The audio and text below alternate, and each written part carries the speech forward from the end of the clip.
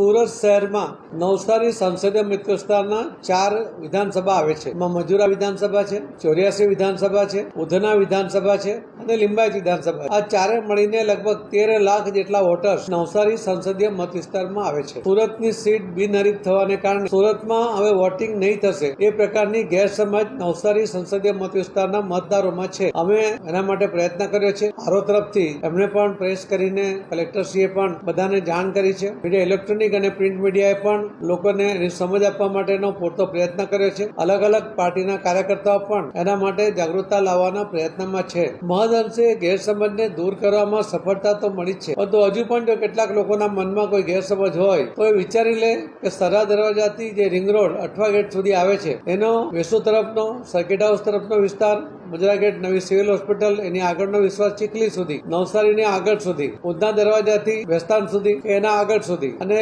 લિંબાયત, ગોળાદરા, ડિંડોલી, આ બધો જ વિસ્તાર એ નવસારી સંસદીય મત વિસ્તારમાં આવે છે. પાલનપુર પાલ વિસ્તાર પણ એ પણ નવસારી સંસદીય મત વિસ્તારમાં આવે છે. ત્યાંના મતદાર ભાઈ બહેનોને મારી વિનંતી છે કે આપને ત્યાં સરકાર દ્વારા પણ સ્લીપ મોકલવામાં આવી છે. ભારતીય અલગ અલગ પાર્ટી જે આપણા દેશમાં છે તમામ પાર્ટીઓ પણ પોતાના કાર્યકર્તાઓ માટે સંપર્ક કર્યો હશે. તો આપને મતદાનનો અધિકાર કરો. કોઈ ગેરસમજ હોય તે ગેરસમજ દૂર કરો અને મતદાનનો અધિકારનો ઉપયોગ કરીને આ મતદાનનો લાભ લો એવી મારી આપ સૌને નમ્ર વિનંતી છે.